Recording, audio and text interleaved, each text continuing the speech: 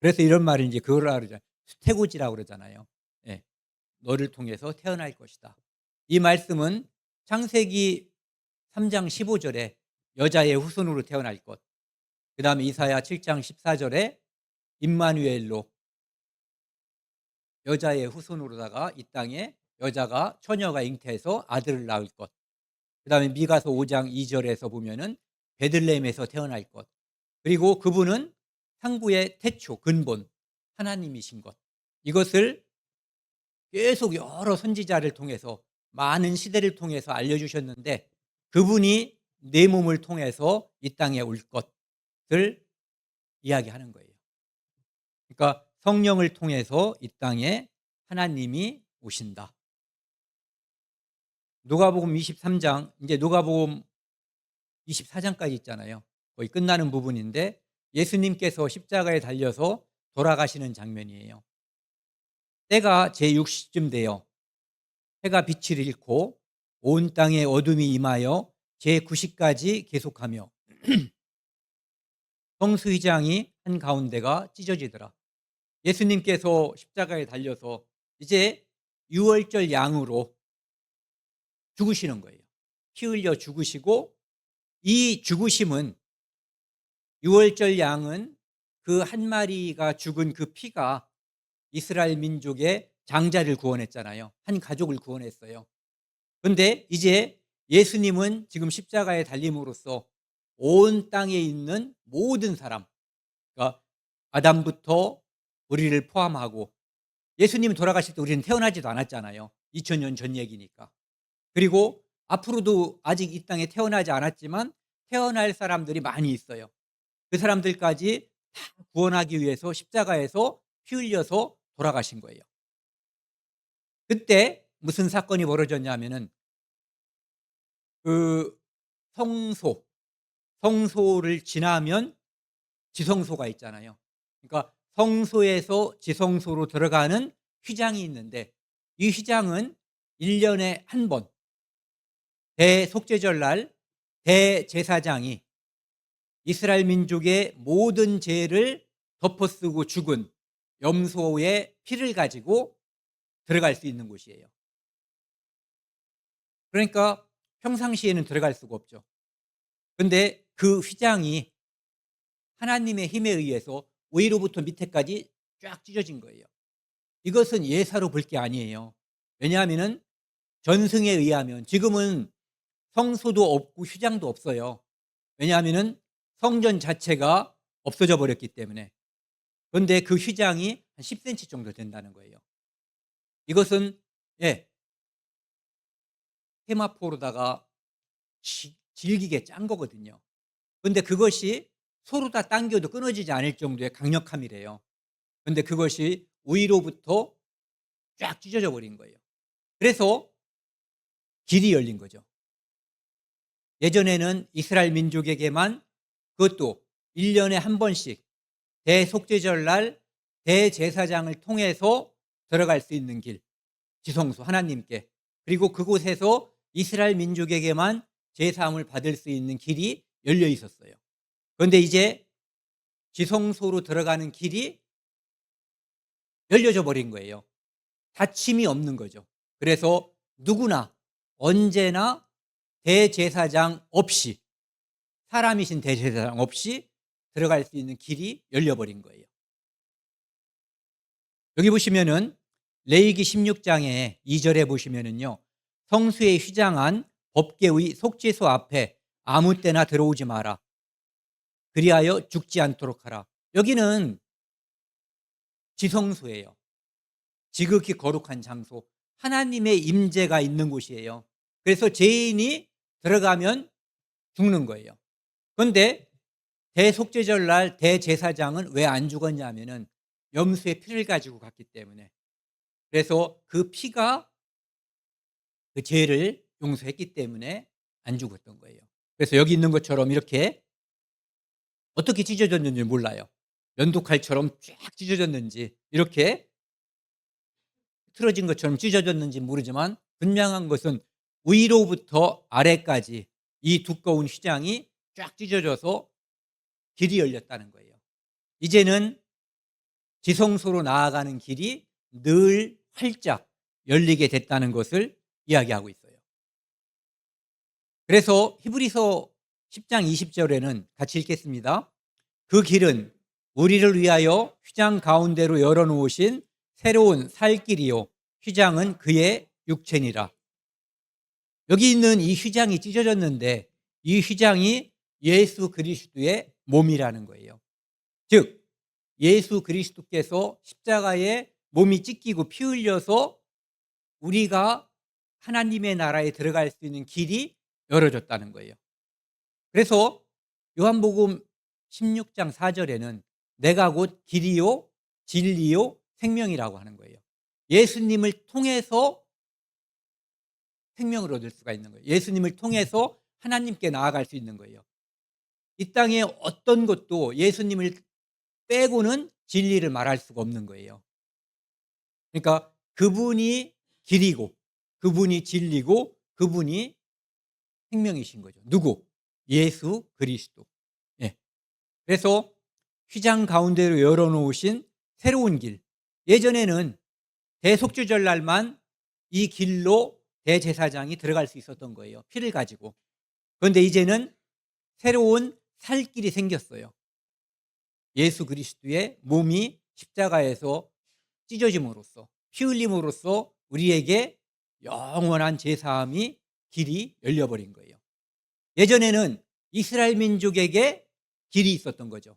1년에 한 번씩. 그런데 이제는 온 인류에게 길을 열어주신 거예요. 무슨 길? 옛날의 옛 길이 아니라 새로운 길. 옛날 길은 짐승을 잡아서 1년에 한 번씩 바치는 거였단 말이에요. 이스라엘에 국한됐던 거고. 그런데 새로운 길은 이제는 예수 그리스도 하나님의 독생자가 피 흘려 돌아가심으로 구분이 없어졌어요. 이제는 유대인도 예수 그리스도를 통해서 하나님께 나아가는 거고 이방인도 예수 그리스도를 통해서만 나아갈 수가 있는 거예요. 그래서 새로운 길이 열어진 거죠. 그래서 예전에는 이 땅에 유대인이 있었고 이방인이 있었는데 이제는 새로운 종족이 만들어진 거예요. 누구? 교회. 이방인과 유대인의 구분이 없는 예수 그리스도를 믿는 새로운 사람들의 모임. 그것이 이제 교회라고 볼 수 있죠. 그래서 예수 그리스도의 휘장 육체가 찢어짐으로 그 길이 열렸다는 것을 우리가 알 수 있습니다. 그 다음에 베드로전서 1장 18절 19절에 보면은요. 우리가 구원받은 것은 은이나 금같이 없어질 것으로 한 것이 아니요.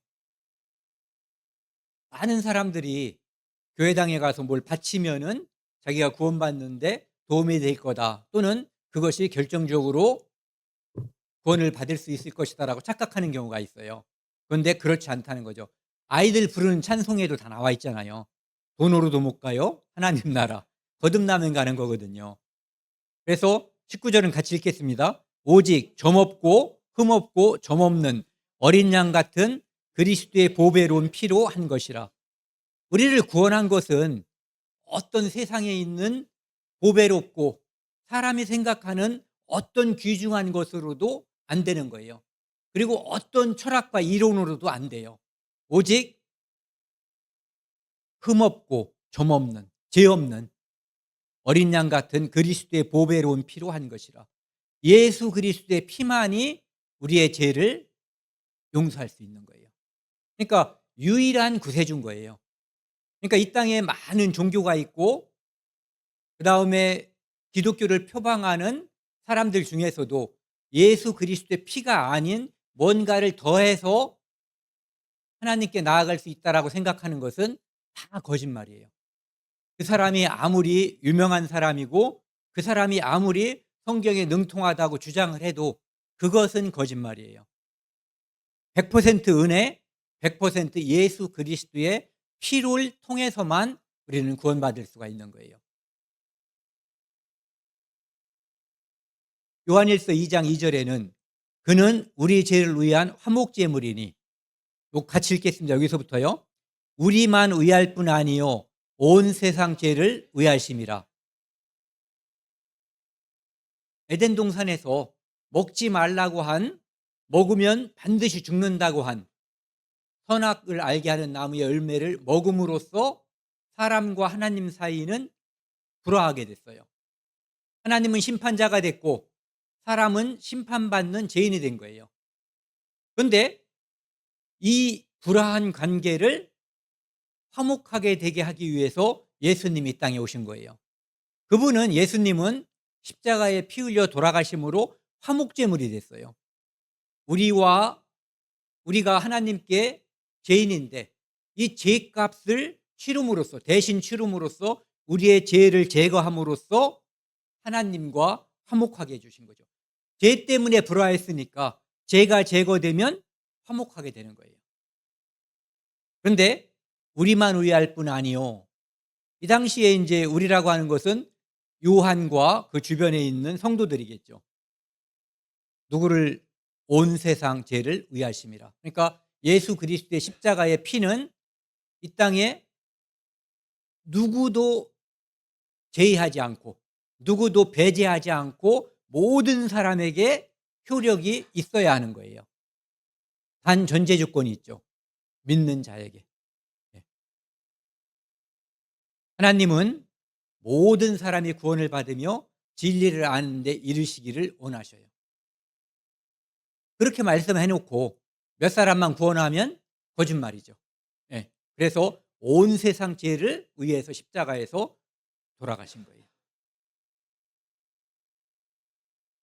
자, 오늘은 이제 시간 관계상 이 구원에 관한 것을 간략하게, 왜냐하면 지난주에 이제 복음 집회가 있었기 때문에 이것을 간략하게 정리를 하고 싶어요.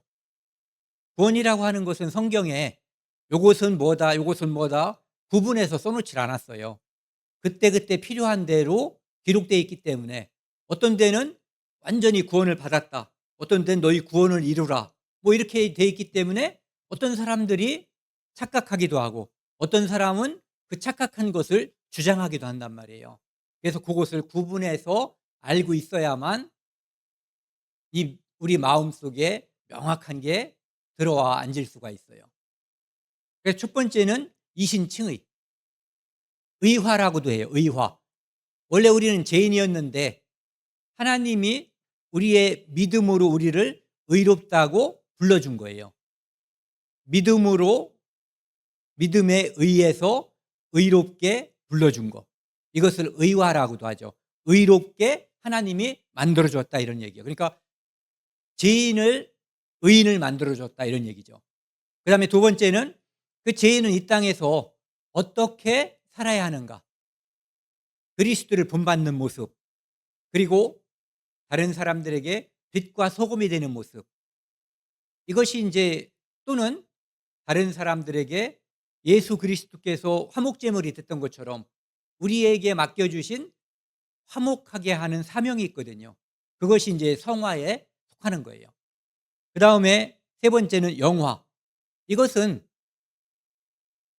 이 성화는 우리가 우리 자신을 쳐서 복종시키는 게 필요해요. 결의도 필요하고 의지도 필요해요. 물론 하나님께서, 성령께서 도와주셔야지 되는 거지만, 의지해야지 되는 거지만, 그런데 이 영화는 첫 번째, 1번이 주어진 사람은 3번은 자동이에요. 그런데 2번은 자동이 아니에요. 쳐서 복종시켜야 되는 거예요. 그래서 하나님 나라에 가면은, 자, 1번 구원받은 사람은 다 하나님 나라에 갈 수 있어요.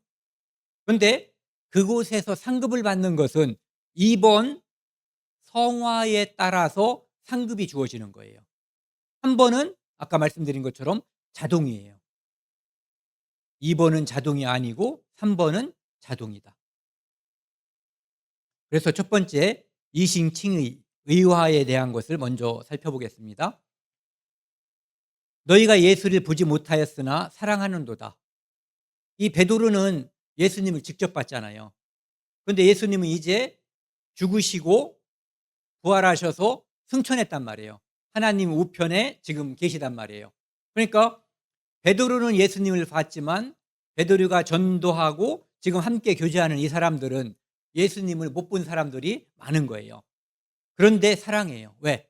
그분이 우리를 위해서 먼저 죽어주시고 그분이 우리를 먼저 사랑하셨기 때문에 이제는 보지 못하고 못하나 믿고 말할 수 없는 영광스러운 즐거움으로 기뻐하니.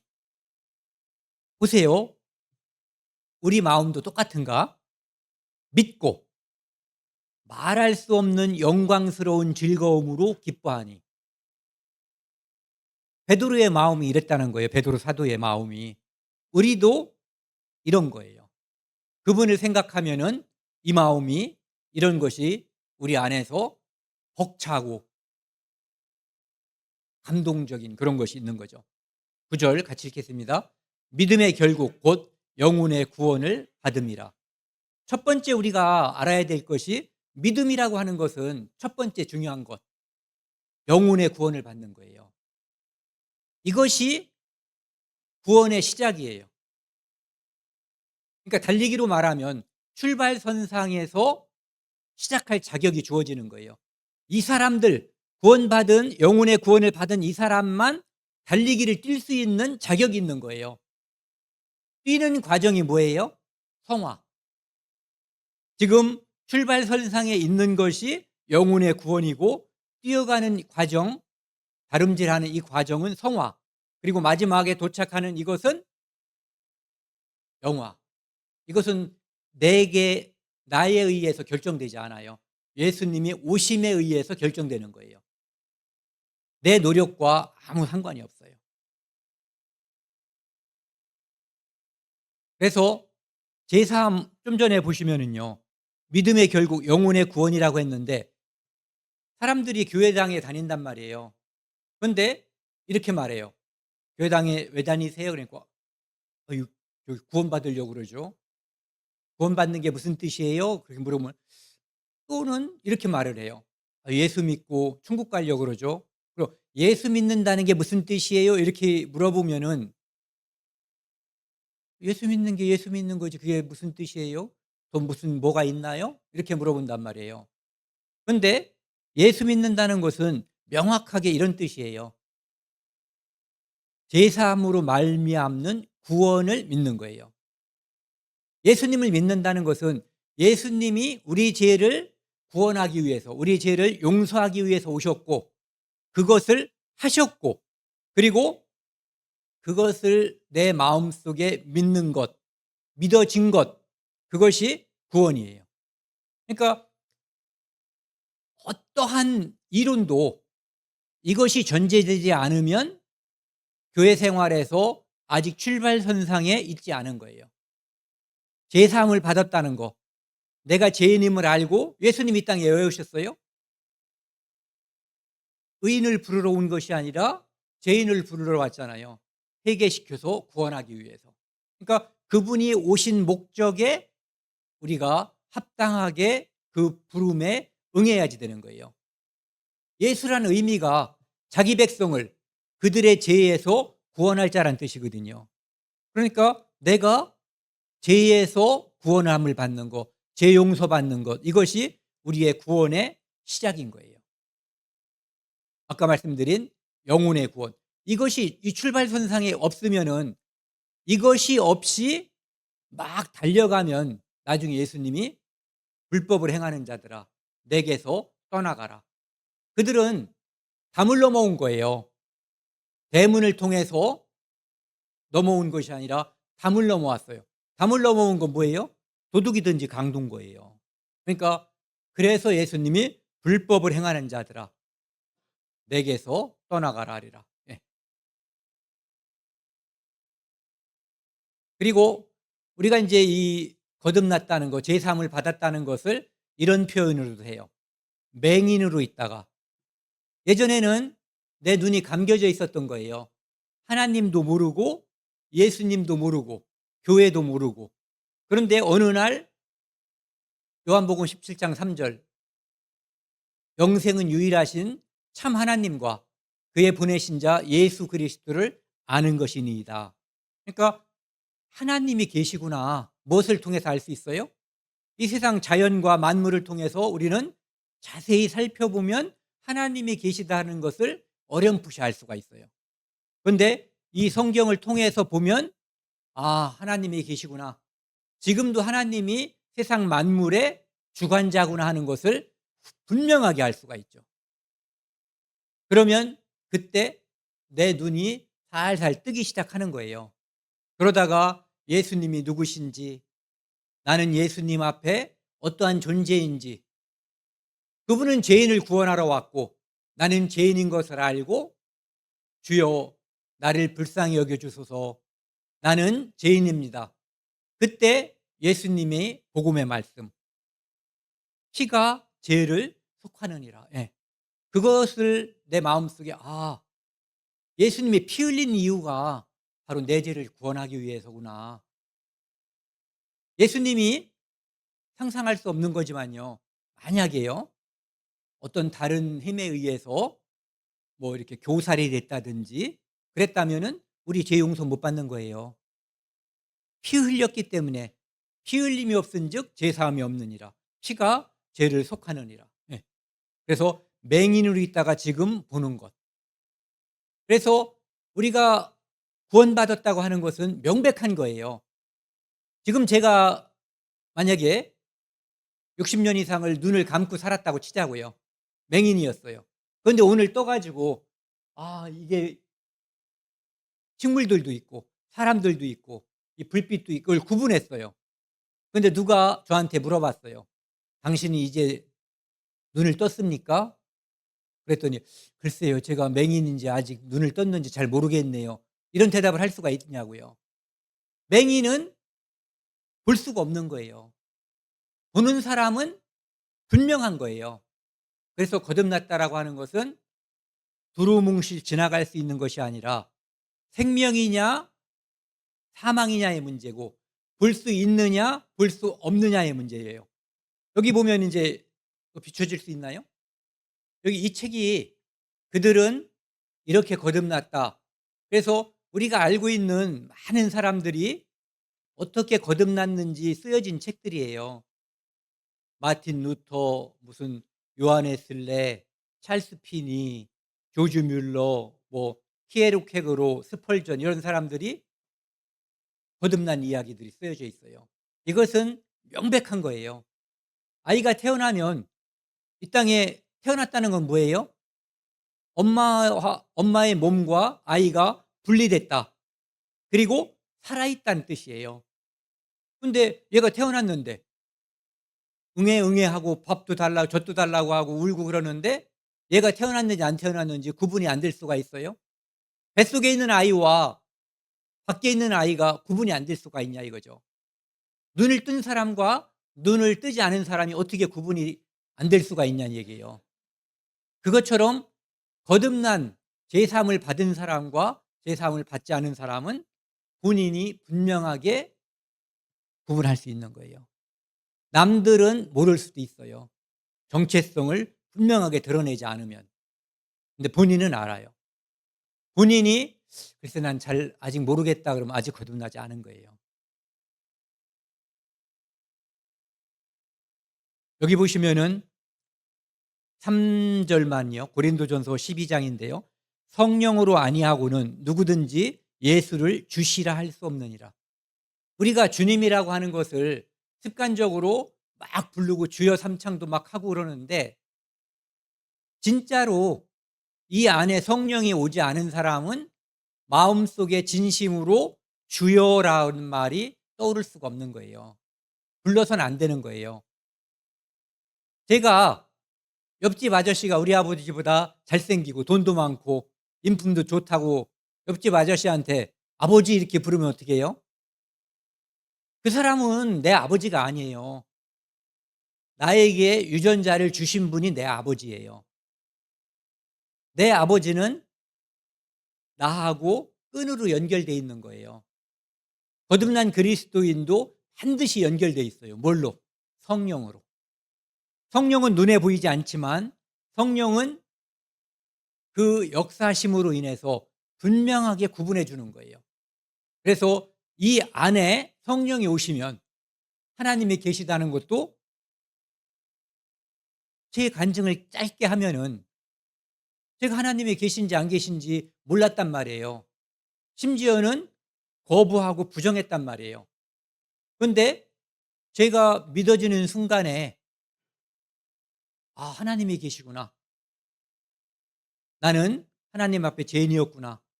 예수님께서 나를 위해 돌아가셨구나.' 내가 어렴풋이 옛날에 주워들었던 그 찬송가들이 우리가 아침에도 불렀던 거 있잖아요 아까요. 주 하나님 독생자 예수 나를 위해서 예. 나를 위해서 돌아가셨다는 게 무슨 의미인지 그게 내 죄를 구원하기 위해서 돌아가셨다는 거고 이제는 내가 내 죄 때문에 심판받을 걱정을 덜게 됐다는 거 없어졌다는 것을 의미한다는 것도 알게 된 거예요.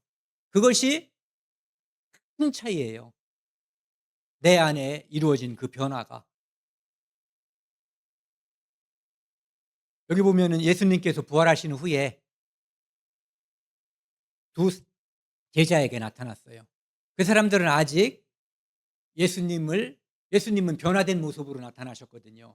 그래서 여기 보시면은 눈이 가려워져 아직 눈이 안 뜬 거예요.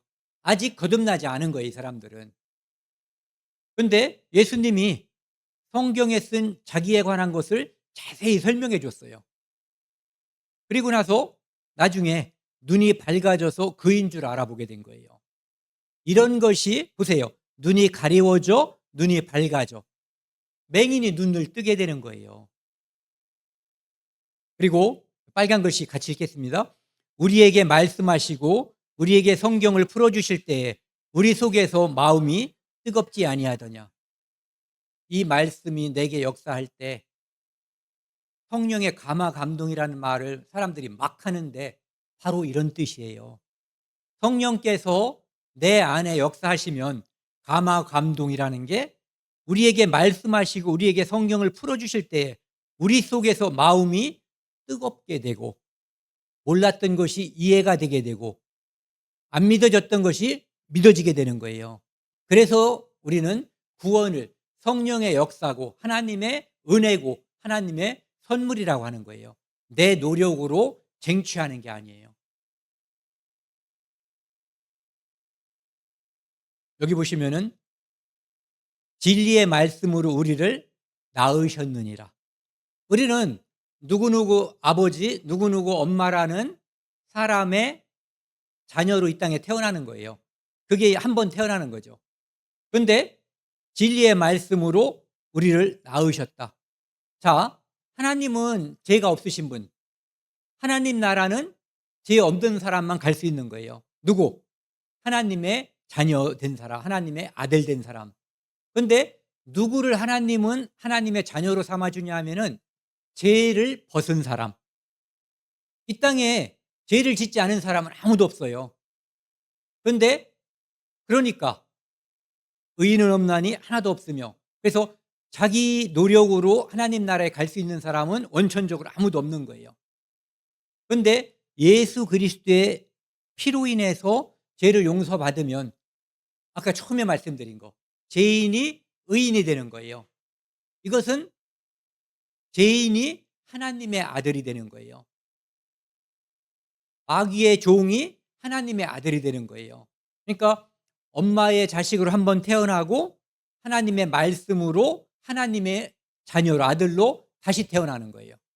그래서 진리의 말씀으로 우리를 낳으셨다. 이렇게 태어나면 독생자 예수 그리스도의 밑에 우리가 하나님의 자녀, 하나님의 아들이 되는 거예요. 그래서 우리는 하나님을 아빠, 아버지라고 부를 수 있는 자격이 되는 거예요. 옆집 아저씨한테 자꾸 아버지라고 부르면 안 돼요. 분명하게 아버지라고 부를 수 있는 자격은 유전자를 타고나면 아버지라고 부를 수 있고 두 번째는 양자가 되면. 그런데 하나님은 우리에게 성령을 보내주셔 가지고 우리를 양자 삼아 주신 거예요. 그래서 법적으로 합법적으로 우리가 하나님을 아버지라고 부를 수가 있게 된 거예요. 그러니까 우리가 하나님의 아들이 된 거죠. 예. 여기 보시면은요. 하나님의 아들이 됐다는 것은 이런 의미로도 생각해 볼 수 있어요. 요한복음 14장 6 절이요. "내가 곧 길이요 진리요 생명이니 나로 말미암고는 아버지께로 올 자가 없느니라." 아버지 나라, 하나님 나라에 갈 수 있는 자격은 예수 그리스도의 피를 통해서, 예수 그리스도의 십자가를 통해서, 이렇게 여기는 이 땅에서 천국 갈 때는 여기는 죄 때문에 멸망하는 지옥이 있는 곳이에요. 그런데 지옥으로 떨어지지 않고 하나님 나라에 갈 수 있는 유일한 길이 바로 예수 그리스도를 통한 거예요. 그래서 예수님이 "내가 곧 길이요 진리요 생명이라고." 그래서 아버지께로 가는 자가 하나님의 아들인 거예요.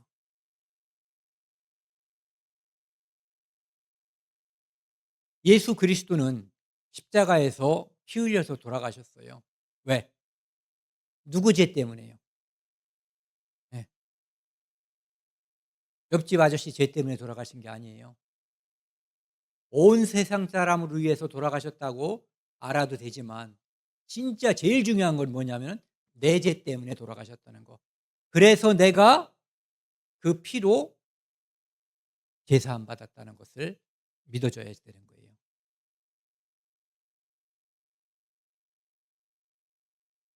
아들이 있는 자에게는 생명이 있고 하나님의 아들이 없는 자에게는 생명이 없느니라. 성령이 여기 오면은 아들이 있는 거고, 예수님의 십자가의 피를 먹고 그 살을, 피를 마시고 살을 먹는 자는 생명이 있는 거예요. 이것은 진짜 피를 마시고 살을 씹어 먹는 그것을 말하는 게 아니라 예수님의 십자가가 내 죄를 위해서 이루어졌다는 거, 그리고 그 피로 내가 구원받았다는 것을 아는 것을 말하는 거예요. 그 사람에게만 생명이 있는 자예요. 생명이 있는 거예요. 그래서 하나님의 아들이 없는 자는 생명이 없느니라. 두 번째는 이 하나하나를 길게 자세히 해야지 되는데 오늘은 짧게 하려고 그래요. 성화. 아까 말씀드린 것처럼 이것은 달리게 하는 거예요. 출발선상에서 목적지까지 뛰어가는 거예요. 어떤 사람은 요만큼 가다가 죽는 사람도 있고 어떤 사람은 더 많이 사는 사람도 있어요. 그런데 어쨌든 중요한 것은 이 출발선에 있었던 사람들은 다 하나님 나라에 가는 거예요.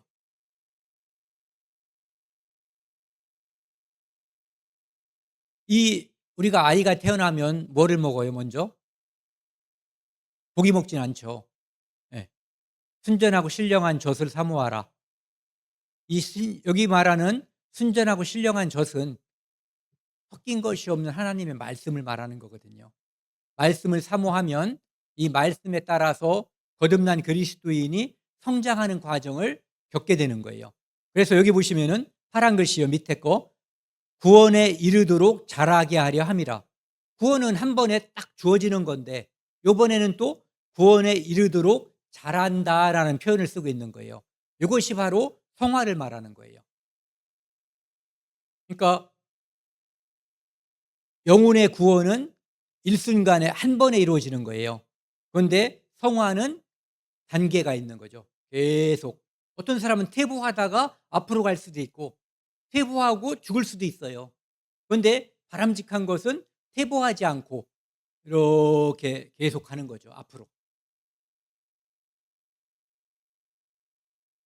여기 보시면은요. 빌립보서 1장 6 절에 "너희 안에서 착한 일을 시작하신 이가", 착한 일을 시작한 것은 우리 안에 제사함을 받게 하는 그것이 첫 번째 착한 거예요. 그리고 제사함을 받아서 성령을 받은 사람들은 이 안에 양심의 작용이, 성령의 작용이 시작되는 거예요. 내가 하나님 말씀을 따라서 제대로 살아야지, 옳게 살아야지라는 마음이 생기거든요. 그것도 역시 성령께서 해 주시는 일이에요. 네가 예수 그리스도의 날까지 이루실 줄을 우리는 확신하노라. 그러니까 시작이 있고 이루어지는 과정이 있고 예수 그리스도의 날이라고 하는 끝날이 존재하는 거예요. 끝날은 모든 사람이 어떻게 보면은 시작도 다르고 과정도 다르지만 예수님께 우리가 가는 날은 같은 날인 거예요. 예수님이 이 땅에 오시는 날. 마태복음 이제 5장에 보시면은 너희는 세상의 소금이다라고 말하고 있어요. 또는 너희는 세상의 빛이다. 그러니까 소금은 자기 자신이 안 썩어요. 그리고 다른 것도 썩지 않게 해주는 거예요. 빛은 주변을 밝혀요.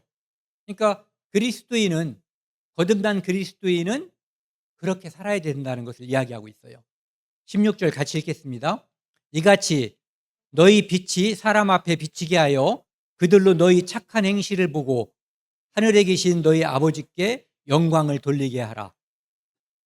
그놈들은 조상도 몰라본데, 그놈들은 제사도 안 지낸데, 그놈들은 부모도 몰라본데, 그리스도인들을 욕하는 게 여러 가지 레파토리가 많아요.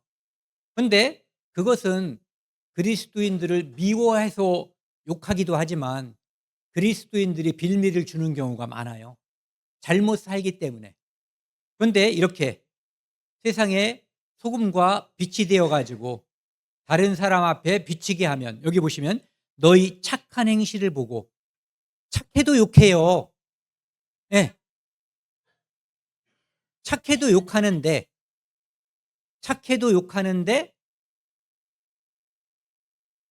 나쁜 놈이어서 욕먹는 것보다는 낫죠. 예. 그래서 착해서 욕먹으면 하늘에 계신 너희 아버지께 영광을 돌리는 길인 거예요. 그런데 막 살아서 욕먹으면 하나님을, 아버지를 욕되게 하는 거죠. 우리가 밖에 나가서 막 살면 너 누구 아들이야? 이게 아버지 욕먹이는 거잖아요. 근데 애가 기특한 짓을 하면 말투가 다르죠. 야, 네 아버지 누구냐? 예, 기특해서. 애 참 잘 키웠다 이렇게 하는 거죠. 로마서 8장 14절에 보면은요. 하나님의 영으로 인도함을 받는 사람은 곧 하나님의 아들이라. 하나님의 영으로 인도함을 받는다는 것은 내가 말씀에 순종하기로 마음을 먹으면 하나님은 나를 인도해 주셔요. 그 의지가 없으면 거듭난 그리스도인이라고 해도 그냥 어떻게 보면은 진흙탕에서 살 수도 있는 거예요. 그래서 성화의 과정은 하나님의 영이 우리를 인도하는 과정이고, 그것은 사도 바울이 말한 것처럼 내가 날마다 죽노라, 나를 쳐서 복종시키는 의지를 가지고 내가 하나님 말씀에 순종하려고 하는 마음이 필요한 거예요. 영혼의 구원은 내 의지로 받는 건 아니지만 내가 하나님 말씀에 순종하고 그 의지를 보여서 나를 불쌍히 여겨달라고 할 때 그 일이 일어나는 거예요. 그런데 영화, 그 일은 자동으로 이루어지는 거예요. 그래서 이런 사람을 하나님의 아들이라고 하는 거예요. 그러니까 예수님을 이 땅에 오실 때 그 이사야 7장 14절에 임마누엘이라 하리라 그랬잖아요. 하나님이 우리와 함께 계시다. 우리도 임마누엘이에요. 우리 안에 성령이 계시기 때문에 하나님이 우리와 함께 계시다. 그래서 예수 그리스도는 독생자, 우리는 많은 그리스도인들로서 하나님의 아들들 중에 하나인 거죠. 이 고린도후서 5장에 보시면은요, 우리를 새로운 피조물이라고 이야기하고 있어요. 옛날에는 죄인, 지금은 의인, 새로운 피조물이에요. 이 안에 뭐가 들어왔어요? 성령. 이것이 새로운 피조물이고 옛사람이냐 새사람이냐를 가름짓는 딱 하나의 근거가 성령이에요. 이전 것은 지나갔으니 보라 새 것이 되었도다. 그러면은 이전에는 살던 방식, 새롭게 사는 방식이 달라져야지 된다는 것을 이야기하고 있어요. 성화란 말은 어렵거나 낯설지만 여기 있는 것처럼 이전 것은 지나갔으니 보라 새 것이 되었다. 새로운 피조물이다. 그러니까 새롭게 살아라. 그것 중에 우리에게 하나님이 맡겨주신 것이 뭐냐 하면은 그리스도로 말미암아 우리를 하나님과 화목하게 하셨잖아요.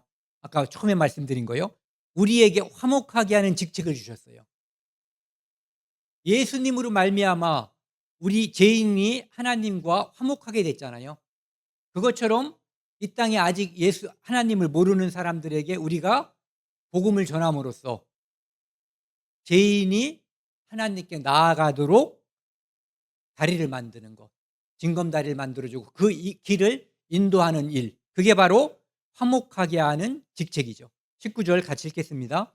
이는 하나님께서 그리스도 안에 계시사 세상을 자기와 화목하게 하시며 저희 죄를 저희에게 돌리지 아니하시고 화목하게 하는 말씀을 우리에게 부탁하셨느니라. 우리가 이 땅에 사는 이유 중에 가장 큰 이유가 이걸 거예요. 사람들에게 하나님, 예수 그리스도를 전하는 일.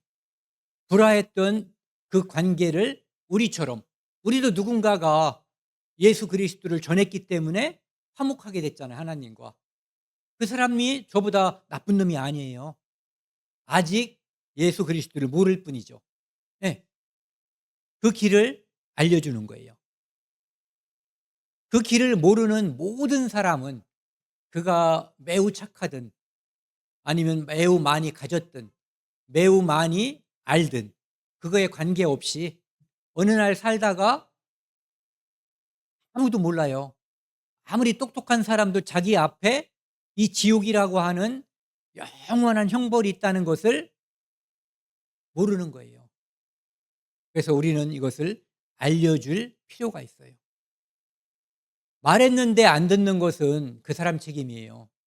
그런데 우리가 말해주지 않는 것은 우리 책임이 없다고 말할 수가 없는 거예요. 그래서 이곳은 왜 무서워요? 영원한 불이에요. 나올 수가 없어요. 근무 교대도 없고 다른 곳으로 전출되거나 이관되거나 이런 것이 없는 곳이에요. 영원한 불과 유황으로 영원히 타는 곳이에요. 이것을 예수님이 가장 많이 말씀하셨어요. 예수님이 한 번도 농담을 안 하셨어요. 성경에서 예수님 한 번도 농담을 안 하셨어요. 그분이 가장 심각하게 하신 말씀이 그거예요. 내 손이 범죄케 하거든 잘라버리라. 내 발이 범죄케 하거든 잘라버리라. 내 눈이 범죄케 하거든 떼어버리라. 그러고 천국 가는 게 사지를 다 멀쩡하게 하고 지옥 가는 것보다 낫다는 거예요. 천국 가려면 이걸 잘라야 된다는 얘기가 아니라 그 정도로 중요하다는 거예요. 지옥은 절대 가서는 안 되는 곳이라고 하는 것을 예수님이 강조하신 거예요. 거기는 불도 꺼지지 않고 또 구더기도 죽지 않고 불로서 소금치듯 한다고 돼 있어요. 지옥에 가면은 세 가지가 있어요. 마귀가 있고 간 사람 자신이 있고 죽지 않는 구더기가 있어요. 이것은 확실한 거예요.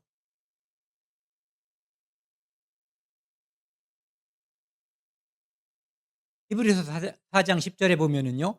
이미 그의 안식에 들어간 자, 좋은 말로 우리가 익숙한 말로 하면 구원받은 사람, 영혼의 구원을 받은 사람은 자기 하나님이 자기 일을 쉬심과 같이 자기 일을 쉬느니라.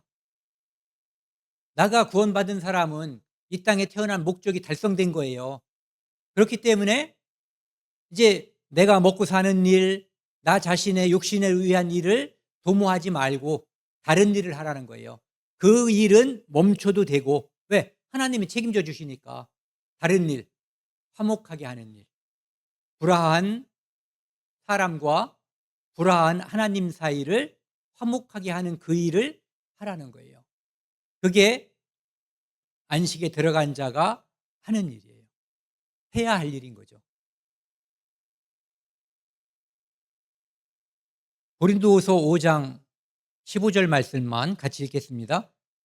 그가 모든 사람을 대신하여 죽으심은 살아있는 자들로 하여금 다시는 그들 자신을 위하여 살지 않고 오직 그들을 대신하여 죽었다가 다시 살아나신 이를 위하여 살게 하려 하심이라. 그리스도의 사랑이 우리를 아주 강하게 권장한다, 권한다는 얘기예요. 무엇을 권해요? 우리 보고 이제는 너 자신의 예전에 네가 가지고 있었던 목적, 보암직하고 또 뭐 있어요? 먹음직하고 지혜롭게 할 만큼 탐스럽게 보이는 그것을 추구하는 육신의 것, 그것을 추구하지 말고 여기 다시는 그들 자신을 위하여 살지 말고 오직 그들을 대신하여 죽었다가 다시 사시니, 이분의 이름이 누구예요? 예수님을 위하여 살게 하려 함이라. 그것이 사실은 나를 위해서 사는 거예요. 예전에 무디가 사람들한테 막 전도를 했어요. 뭐 술 먹은 사람이 뭐 비틀거리고 가는데 무디가 자꾸 얘기하니까 귀찮은 거예요.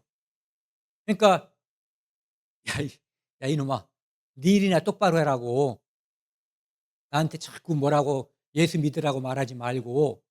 그랬더니 무디가 그랬겠다는 거예요. 이것이 나의 일입니다. 그게 우리의 일이에요. 그런데 또 우리가 이제 이 성화되는 과정 중에 애들을 키워보신 분은 애들이 늘 이렇게 수직으로다가 또는 사선식으로 이렇게 잘 자라나요? 뒤로 다 갈 때도 있고 그 자리에 멈출 때도 있고 의도적으로 꼴통짓을 할 때도 있단 말이에요, 애들이. 그러면은 엄마 아버지는 아기를 사랑해요, 안 사랑해요? 다른 사람들이요, 9시 뉴스에 나오는 어떤 나쁜 짓을 한 사람을 "에이 저런 놈은 죽어야 돼." 그 아버지한테 엄마한테 물어봐 봐요. 그 엄마 아버지 입에서 그 말이 나오겠어요? 절대 그런 말은 안 나오는 거예요. 근데 하나님의 자녀로 태어나면 하나님은 그 자녀가 정상적이고 잘 자라길 바라요. 그래서 엇나가면 사람이 엄마가 가끔은 꿀밤을 줄 때도 있고 회초리를 칠 때도 있어요. 옆집 애를 회초리 치나요? 옆집 애는 회초리 안 쳐요. 내 자식을 사랑하기 때문에 잘 되라고. 그것처럼 구원받은 사람은 하나님이 엇나가면 회초리를 칠 수가 있어요. 지옥에 보내요, 안 보내요? 지옥엔 절대 안 보내요. 그건 하나님의 약속이에요. 근데 잘못하면 혼내켜 줄 수 있어요. 왜? 잘 되라고. 그래서 너희가 참음은 징계를 받기 위함이라 하나님이 아들과 같이 너희를 대우하시나니. 하나님은 우리를 아들로 대우한다는 거예요. 그러니까 어찌 같이 읽겠습니다. 어찌 아버지가 징계하지 않는 아들이 있으리요. 징계는 다 받는 것이거늘 너희에게 없으면 사생자요 친아들이 아니라. 이 세상에 바른 길로만 사는 사람은 없어요. 목사든 어떤 성도도 마찬가지예요. 맨날 얼굴 번들번들하게 하고 다녀도 다 그 안에 말하지 못한 죄가 다 있어요, 누구든지. 그래서 잘못 살면 하나님이 징계하는 거예요. 징계 중에 최고 수위는 죽음이에요. 육체의 죽음. 죽일 수도 있어요. 성경에 그런 예도 있어요. 그런데 그렇다고 해서 그가 둘째 사망, 영원한 지옥에 가는 일은 없어요. 왜? 하나님의 자녀이기 때문에. 이 땅에서 사람들에게 하나님의 영광이 되지 않고 하나님의 하나님에게 누가 되기 때문에 치우는 거예요, 너무 심하면. 하지만 그가 하나님의 자녀라는 증거도 되는 거죠. 예. 그다음에 세 번째 단계. 이것은 아까 뭐라 그랬어요? 자동으로, 예, 저절로 되는 거예요. 이것을 위해서 노력할 필요는 없어요. 1번만 되면 이것은 자동으로 되는 거예요. 언제? 예수님이 이 땅에 오시는 날. 그때 지금 우리 몸은 제가 지금 이렇게 생겼다고 해서 20살 때도 이렇게 생겼겠냐고요. 20살 때도 제가 머리가 다 빠지고 주름살이 이것처럼 많고 뭐 제가 자세를 보면은 어렸을 때 자세하고 달라요. 제가 아무리 똑바로 서려고 그래도 나이 먹은 사람의 자세다라고 하는 것을 거울을 보면 표시가 난다니까요. 근데 나중에 예수님께서 오시면 우리를 변화시켜 줘요. 첫 번째, 죽었는데 그리스도인인데 죽은 분들 있잖아요. 우리 아버지, 우리 엄마처럼. 그분들은 부활하는 거예요. 그래서 예수님과 합해져요. 또 살아있는 우리의 소망은 우리가 살아있을 때, 나 장례 안 치르고 살아있을 때 예수님이 왔으면 좋겠어요. 그러면 우리가 변화되는 거예요. 마치 군뱅이가 나비나 매미가 되듯이 그렇게 변화가 된단 말이에요. 그런 모습으로 시간과 공간을 초월하는 모습. 우리는 지금 시간 속에 살기 때문에 이렇게 주름살도 지고 자세도 꺼부정하게 됐단 말이에요. 공간 속에 살기 때문에 서울 가려면 운전을 한참 해야지 되거나 아니면은 저쪽 KTX 타고 가거나 이래야지 공간을 이동할 수가 있어요. 근데 그때는 생각으로 예수님이 부활하셨을 때 갑자기 대문 문이 다 잠겨 있는데 그 안에 나타나셨단 말이에요. 그리고 아까 그 엠마오로 가는 제자들 둘하고도 그들의 마음이 뜨거워지기 직전에 예수님이 말씀해 주시고 보니까 예수님은 사라져 버렸어요. 그런 몸으로 바뀐단 말이에요. 그것이 영화의 과정이에요. 영화. 신령한 몸. 시간과 공간의 제한을 받지 않는 몸으로 변화돼요. 성경에 그런 모습이 많이 있는데 그중에서 데살로니가 전서 4장 16절에서 18절. 이거 아주 기분 좋은 거니까 크게 한번 같이 읽어보겠습니다. 주께서 호령과 천사장의 소리와 하나님의 나팔 소리로 신이 하늘로부터 강림하시리니 그리스도 안에서 죽은 자들이 먼저 일어나고 그 후에 우리 살아남은 자들도 그들과 함께 구름 속으로 끌어올려 공중에서 주를 영접하게 하시리니 그리하여 우리가 항상 주와 함께 있으리라. 그러므로 이러한 말로 서로 위로하라. 죽었어도 죽은 게 아니고 늙었어도 늙은 게 아닌 예수님이 오시면 이 땅에서 우리가 모든 노력을 기울여도 되지 않았던 불만족, 충만하지 않은 것들이 많잖아요. 그 모든 것이 충만해지고 만족해지는 그 시간, 그 순간이 우리에게 주어지는 거예요. 그것은 하나님이 우리에게 주시는 선물이에요. 그리고 노력이 필요하지 않아요. 그래서 그때부터는 우리가 항상 주와 함께 있게 되는 거예요. 옛날 사사시대에는 성령이 사사에게 왔다가 일이 맞춰지면은 성령이 가셨어요. 분리가 됐단 말이에요. 그런데 신약시대에는 항상 함께 계시는 거거든요. 성령이 함께 계시지만 이때 예수님과 함께 하면은 몸까지 부활해서 신령한 몸으로 영원히 함께 사는 거예요. 18절은 다시 한번 같이 읽겠습니다. 그러므로 이러한 말로 서로 위로하라. 이 땅에서 삶이 힘들 수도 있고 고단할 수도 있지만 우리에게 이 소망, 이것이 기다리고 있다는 거예요. 그러니까 서로 위로하고 서로 도와주고 인내하고 사랑하고 그렇게 살으라는 거죠.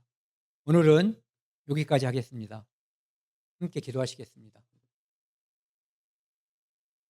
하나님 아버지 감사합니다. 하나님께서 이 땅에 사람으로 오셔서 우리를 대신해서 십자가에서 피 흘려 죽으시고 그 피로 말미암아 영원한 제사함을 받고 하나님의 자녀가 되었습니다. 우리는 이 땅에서 하늘에 대한 소망을 가지고 살고 있습니다. 감사드립니다. 또한 아직도 하늘에 대한 소망이 믿어지지 않는 많은 사람들이 있습니다. 그들에게 담대하게 소망에 관해서 이야기하고 영원한 제3에 대해서 이야기할 수 있는 저희들 되도록 도와주십시오. 이만용 목사님, 태국으로 갑니다. 그곳에서 건강하고 하나님의 복음을 전할 수 있도록 항상 함께 하시고 인도하여 주옵소서. 이 모든 말씀 우리를 죄악에서 영원히 용서해 주신 예수 그리스도 이름으로 감사하며 기도드렸습니다. 아멘.